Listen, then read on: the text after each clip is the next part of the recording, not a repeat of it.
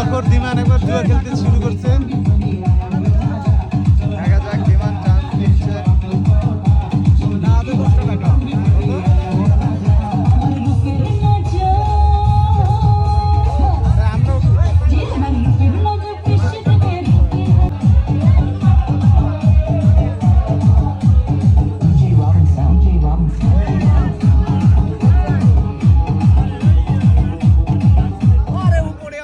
আবার পেলো মামা, আবার পেলো